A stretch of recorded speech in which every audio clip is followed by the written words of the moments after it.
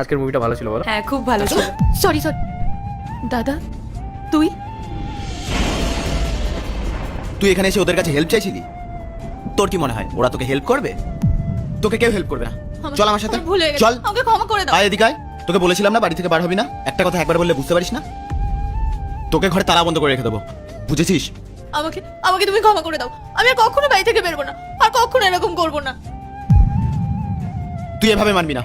তুই আমার কাছে কান ধরে ক্ষমা চা, ক্ষমা চা। আমার ভুল হয়ে গেছে, আমাকে দয়া করে ক্ষমা করে দাও। চলো পাইল। রাহুল, তোমার বোনের সাথে এভাবে অন্যায় হচ্ছে আর তুমি চুপ করে দাঁড়িয়ে আছো।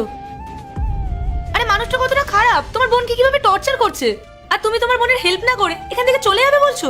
কি করবো আমি? ওর ভুলের মাসুল গুনছে। চলো তুমি। রাহুল, রাহুল আমি মানছি যে ও অন্যায় করেছে, কিন্তু তুমি একবার ভাবো তো, ও তো তোমারই বোন। তোমার বোনের সাথে তোমারই চোখের সামনে কেউ এরকম অন্যায় করছে আর তুমি সেটা দেখে চুপচাপ দাঁড়িয়ে থাকবে? পাইল, ওর জন্য আমাদেরকে অনেক অপমানিত হতে হয়েছে। ওর জন্য যখন আমাদেরকে এরকম ভাবে অপমানিত হতে হয়েছে তখন তো একবার আমাদের কথা ভাবেনি। তাহলে এখন আমি কেন ওর কথা ভাববো?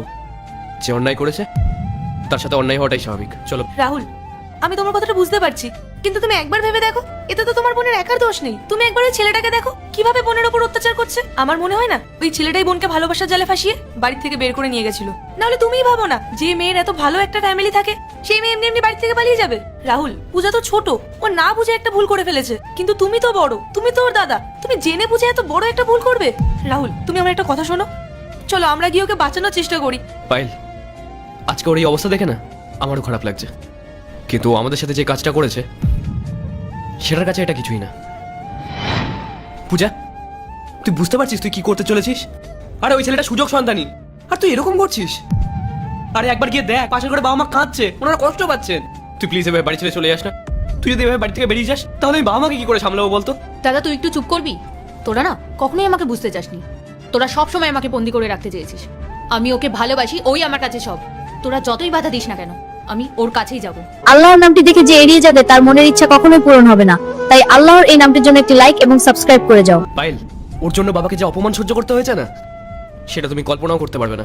বাবার শরীর খারাপ হয়ে গেছিল, আর তুমি মায়ের অবস্থাটা দেখেছো?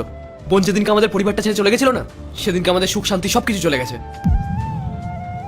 ওর ভুলে শাস্তিটা পাচ্ছে, ওকে ওর মতন ছেড়ে দাও। চলো। না রাহুল, আমি যাব না। তোমাদের পরিবারে তখন কিরকম পরিস্থিতি ছিল সেটা আমি নিজের চোখে দেখিনি, কিন্তু আমারই চোখের সামনে বোনের সাথে এইভাবে রাস্তায় অত্যাচার করা হবে সেটা আমি কিছুতেই মেনে নেব না।